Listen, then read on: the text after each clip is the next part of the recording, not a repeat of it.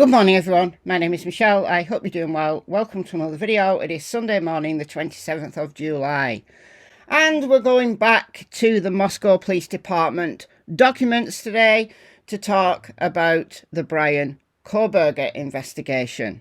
What on earth was Bryan up to in the weeks after the murders before he was arrested? He had until December 30th when he was arrested to do stuff, get rid of evidence. If you saw my video from last night, proof that Bryan Kohberger dug a hole in the Moscow area.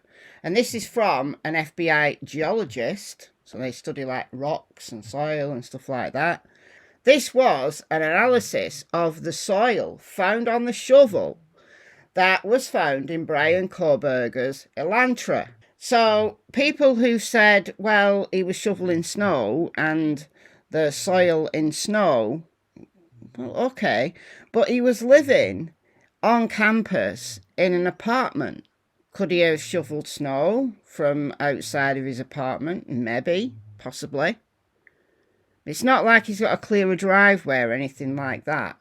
He's literally going to come downstairs out of his apartment and into his vehicle.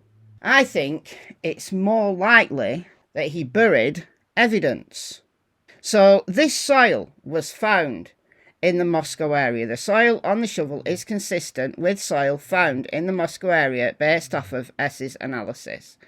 The report also stated the soil was likely not to be anywhere east of Moscow. Findings also excluded Pennsylvania as a likely source of the soil. The report stated the soil from the shovel displayed characteristics of soil carried to the area via a water source, though this could have been recent or at any point in the area's geological history. Well, the United States, as the rest of the world does too, has a very interesting geological history. Do you know that between 100 million years and 68 million years or so, who's counting, there was a sea that separated the west and the east coast of the United States. So the whole of the Great Plains area and all the way up to Canada was water. It was a sea. I think a little bit of Idaho may have been caught by that sea, but it would have been coastal, probably marshy. So it wouldn't have been completely underwater, but it would have been marshy and stuff. And then you've got a whole bunch of ice ages that has moved things around. In recent geological history, we're thinking about perhaps the soil comes from like a stream bed or near a river, but the geologist wasn't able to be more exact than that because of the minerals in that soil just were so prevalent in the area. So I found another report, presumably from the same geologist, surname with S, FBI geologist. And this potentially is contradicting the soil analysis report. This is an analysis of the pollen found on the shovel. So Thursday, April 18th, 2024, I received an email from DS, Geologist, FBI. The report details the findings of the exam of the pollen contents of the soil found on the shovel, as well as its comparisons to the samples sent in for comparison. As well as the comparison sent in for comparison. Okay, that's a really nice sentence. The report states none of the samples are matched with the soil from the shovel. So the pollen doesn't match the soil on the shovel. Additionally, the report states the soil from the shovel contains high amounts of pine pollen, single pollen grains from plants that are not naturally distributed in the Moscow, Idaho area. So basswood and red maple. They were found in the soil recovered from the shovel. However, both are commonly planted ornamental species. So we've got several potential explanations for this. It could be that the pollen from the pine and the basswood and the red maple that wouldn't normally be in soil from the Moscow area have been planted ornamentally in the area where Bryan Kohberger dug the hole, which would have got the Moscow soil on it. There's another potential though. So I asked AI, where these trees are found naturally. Pines, basswood and red maples are varying ranges in the US. Red pine is primarily, and we don't know what type of pine these were. It doesn't say what species of pine these were.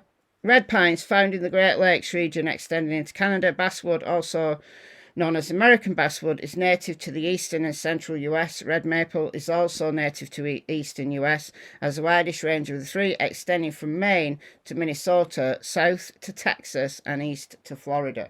So maples found all over the place, naturally. Well, where does Bryan Kohberger come from? Well, he comes from and went to, from the 16th of December, he was in Albrightsville, Pennsylvania, at his parents' place. If you live in that area, what type of trees grow naturally? Let me know in the comments. So it's very possible that Bryan Kohberger took that shovel from his home, so it already had pollen on it from the eastern United States. So are the Kohbergers missing a shovel? Did they know he'd taken a shovel? Or did he dig another hole when he got back to Pennsylvania? So there was already soil on the shovel from the Moscow area, and then he's got some pollen grains on it when he dug another hole in Pennsylvania. Look, he could have been doing some yard work. He could have been digging his parents a veggie patch or something like that. It could be perfectly innocuous. Middle of winter, would you be digging a veggie patch in the middle of winter? Or would you be more likely to be digging a hole to hide things in? You know, worst case scenario, think about what Israel Keyes, the serial killer, did. He buried kill kits all over the place, all over the United States. He had murders planned out for 2 years. He had kill kits buried in an area for 2 years. And then he'd go back when he was ready to complete a murder in that area and dig up his kill kit. So how do we know that Bryan Kohberger wasn't trying to, emulate Ted Bundy, and emulate the sorority murders that Bundy did, whilst taking on the persona of Israel Keyes, burying kill kits all over the place? It's too wild to believe, but Israel Keyes actually did that. It's wild. So how do we know that Bryan Kohberger wasn't planning on being the best serial killer ever, but he fell at the first hurdle because he left the knife sheath? And also, he left all the soil on his shovel. Alright, well, not from the soil person, but there's some more interesting stuff. This was all detailed in the probable cause affidavit. We've known all of this stuff since the arrest, but let's just remind ourselves here. His phone, connects to several different cell towers in Pollen between 2 and 2:25-ish. The phone appears to be travelling within or near the city of Pollen. 2:42, the phone connects to a tower near Northeast Skyview Drive on the Washington State University campus. 2:47, the phone connects to a tower on Observation Drive, and then it gets switched off. Then, afterwards, 4:48, so just after the murders, the phone connects to a tower located near Paradise Ridge, south of Moscow. The phone connects to towers south of Moscow, which is consistent with the travel back to Pullman, Washington, utilising towers along the route. But it was a long route. He went a long way around. He went down here. So the phone connected near Blaine. So he's riding down here. And then he passes Genesee. And there was actually some tips from Genesee, but not connected. I'll do a live stream going through the tips, because the tips are interesting. It's like nosying into a police investigation. Turns out they're not relevant, but it's still interesting. Then he went west somewhat and went past Uniontown. Now, I don't know whether you can get through here or you have to go this way. This is just like the main route. And then he went back up to Pullman. However, the following day, he went all the way down here to Clarkston, which is right near the Snake River. And I've always thought he threw the knife in the river. You might not want to throw your clothes in the river because they'll float, but the knife would just sink like a stone. It'd be impossible to find it. Don't know what he was doing down there, having just a nice chilled day out. Well, someone saw him. He was caught on camera at Albertsons, but someone saw him. Oh, that's the wrong one, but that's, the sky was overcast on the night of the 12th into the 13th of November. Let me find this other report. It's down here. This was July 2024. I contacted DJ from Clarkston, Washington. Jay emailed a tip to Chief Dallinger, stating she had information seeing Kohberger the morning after the homicides. I called Jay and asked her to tell me what she knew. I did not record our conversation, so I obviously just took some notes. Jay stated she was in Clarkston on 11/13/22 at approximately 10 o'clock, till 10 o'clock in the morning. Now, I think this is later. I think she may have been in town, at that time, but Kohberger was seen in Albertsons later that day, not at 10 a.m. And we know he was in his apartment around that time because he took the thumbs up photo in his apartment. Anyway, this person went to Albertsons there to pick up coffee and donuts.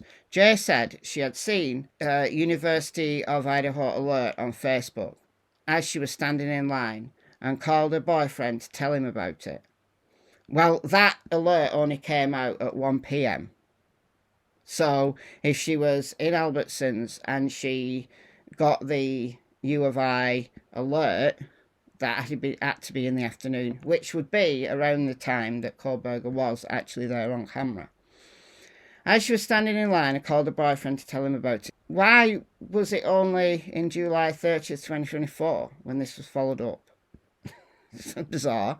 Jay said it was at this point she noticed the man in front of her who she thought could have been Kohberger. Jay said the man was wearing khaki pants, brown shoes, a salmon-coloured button-up shirt, a surgical COVID-type mask. Okay, well, if it's 2022, it's way after COVID. Like, we'd all stopped wearing masks in this country, as soon as we possibly could.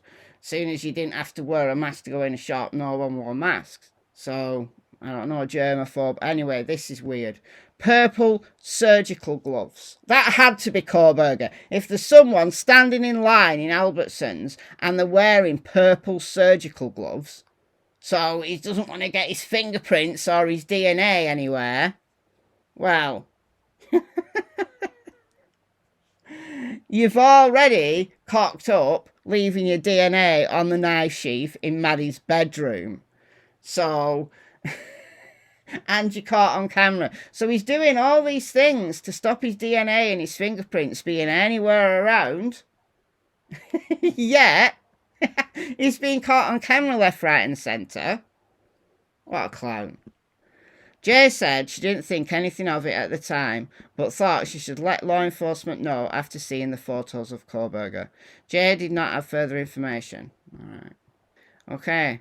So I don't know when the tip actually came in, but it was followed up on Tuesday, July the 30th, 2024. He's down in Clarkston. We knew he was down in Clarkston.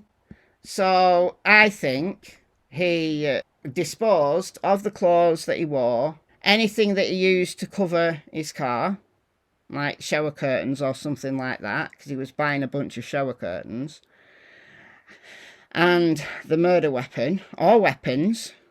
Like the Gonzalez family believe that Haley was brutalised using more than one weapon. So it would make sense he was trying to really cover his tracks really well, to dig various holes, throw various items away in different places. And potentially, he could have saved some until he went back to Pennsylvania and buried some there. So these things are never going to be found unless somebody comes across them accidentally. Doesn't really matter now, does it? Because he's inside for the rest of his life, and good riddance to him. Alright guys, let me know your thoughts in the comments, and I'll see you in the next video. Bye folks.